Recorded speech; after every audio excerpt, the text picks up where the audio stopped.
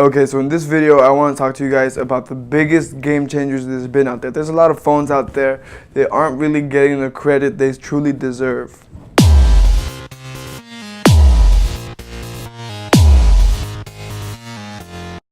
The first one, which is for some reason something a lot of people care about, is I think I'm pronouncing it right, the Oppo 7 phone, the CyanogenMod phone. That phone's not shipped out yet, or you can't buy it yet. But it's shipping out with a 2K screen. If you don't know what 2K is literally the exact double of 1080p. 1080p would be considered 1K. 2K, it's 2000 pixels.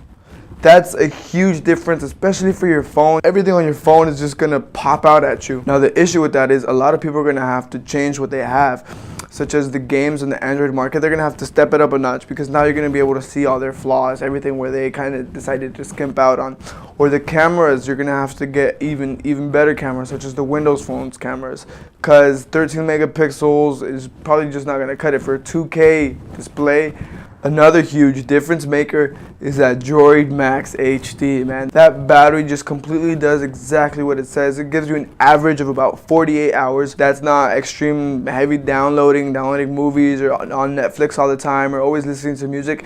It's your average use, call, texting, every now and then a video on YouTube, that sort of thing. Should last you 2 days without having to charge your phone. So you forget to charge your phone one night, you're fine. Just take it, keep going. That's a huge difference maker. One of the reasons why that's a huge difference maker is if we're gonna have those 2K displays, you're gonna need a really strong battery to do that.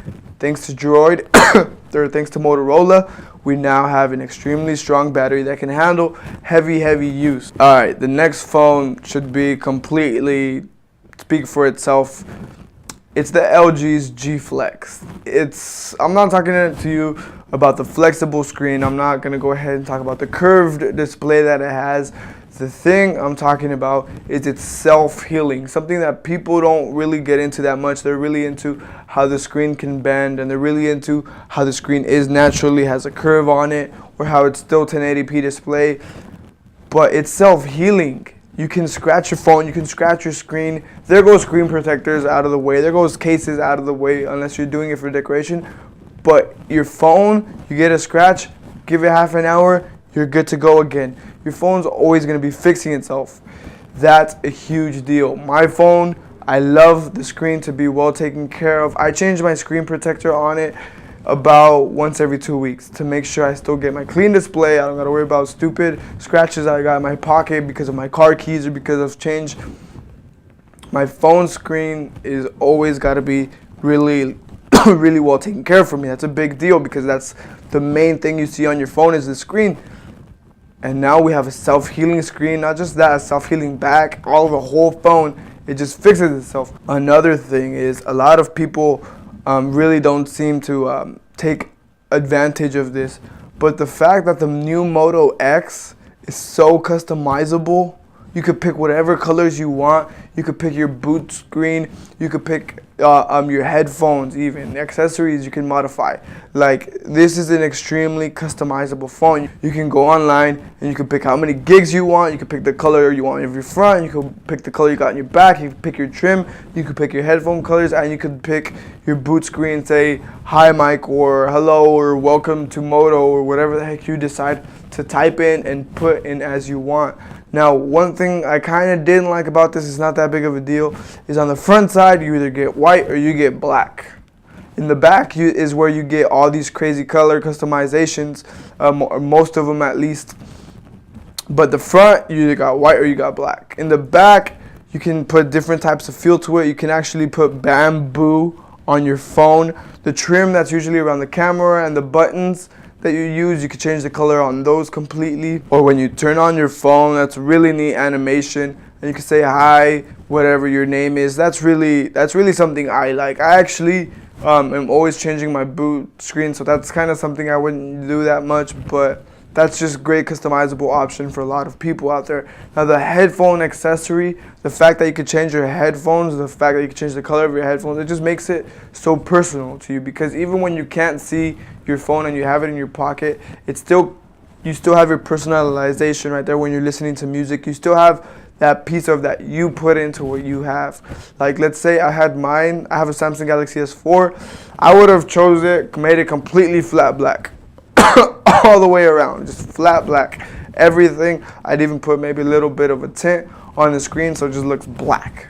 That's how I would have done it. That's just me. But instead, I get this bluish, supposedly black. It's not really black. It's like this weird blue with a metallic finish on it, and it's not metal. It's plastic, so it's just reflective plastic, which is I'm really not liking about Samsung right now. But hopefully they change it later. Now, something that's also not out yet, and hopefully it comes out. I have to mention this. It's just rumors right now. But the Motorola Era, sorry, I speak Spanish, ARA, however you want to call it. The Motorola ARA, if you don't know about it yet, it's the definition of a customizable phone.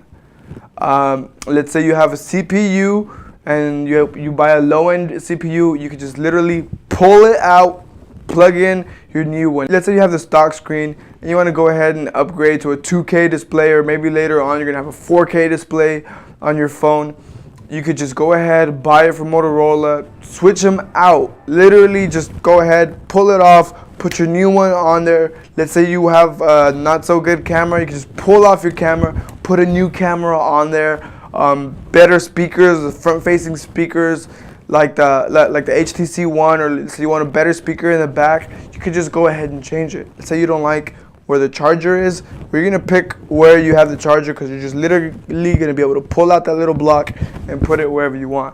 Let's say you don't really care about your camera, you don't really care about the processor, and you just want a good looking display, and you want to be able to use your phone for a long time. You're going to just go ahead, stick a good display on there, and in the back you can put most of it as one really big battery.